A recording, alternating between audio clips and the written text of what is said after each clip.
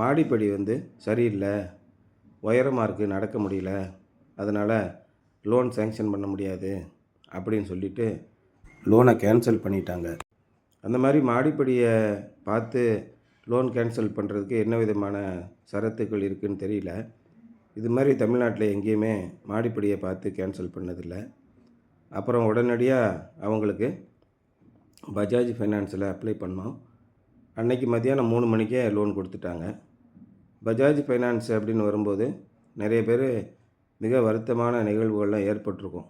அதுக்கு அவங்க என்ன சொல்கிற காரணம்னா, ஒரு டியூ கட்டலைன்னா கூட வீட்டுக்கு வந்து நின்றுவாங்க அப்படின்னு தான் பெரும்பாலும் நடக்கும்.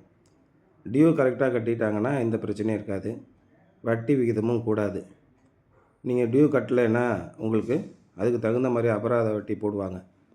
இந்த மாதிரி இருக்க சூழலில் இவங்க வந்து பணம் மாதம் வருமானம் வந்துக்கிட்டு இருக்கு, டியூ கட்டுறதுக்கு எந்த விதமான சிரமமும் இல்லை.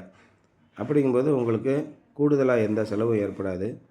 8.5% வட்டி விகிதத்தில் நம்ம லோன் வாங்கி கொடுத்துட்றோம். அதே மாதிரி ஒரு 60,000 ரூபா பணம் வந்து ஒரு 15 நாள்லேயே மானியத்தை நாங்கள் வர வச்சு கொடுத்துட்றோம். அந்த மானியத்தை வர வச்சு கொடுத்துட்டா நீங்கள் உடனே அதை கொண்டு போய் அந்த பஜாஜ் லோனில் நீங்கள் கட்டிட்டிங்கன்னா திரும்ப செலுத்த வேண்டிய தொகை வந்து ரொம்ப கம்மியாக போயிடும், இஎம்ஐயும் கம்மியாகிடும். இந்த மாதிரி ஒரு பொறுப்பான விதத்தில் நம்ம செயல்படும்போது அதான் ஃபினான்ஷியல் டிசிப்ளின்னு சொல்லுவாங்க, கண்டிப்பாக நமக்கு பாதிப்பு வராது.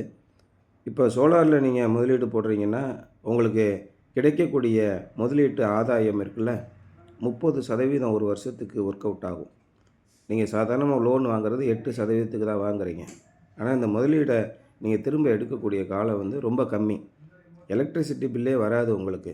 இன்னொரு முக்கியமான விஷயம், இப்போ உலக போர்கள்னால மிகப்பெரிய கேஸ் தட்டுப்பாடெல்லாம் வந்துக்கிட்டு இருக்குது. இப்போ நம்ம லேட்டஸ்ட்டாக ஹைப்ரிட் சிஸ்டம் நிறைய போட்டு கொடுத்துட்டு வரோம்.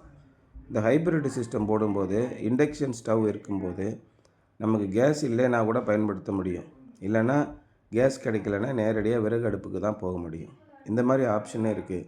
அதனால் நீங்கள் வந்து இந்த ஆன்கிரிட் சிஸ்டம் போடும்போது ரொம்ப யோசனை பண்ணாமல் நமக்கு என்னென்ன பலன்கள் கிடைக்குதுன்னு பாருங்கள்.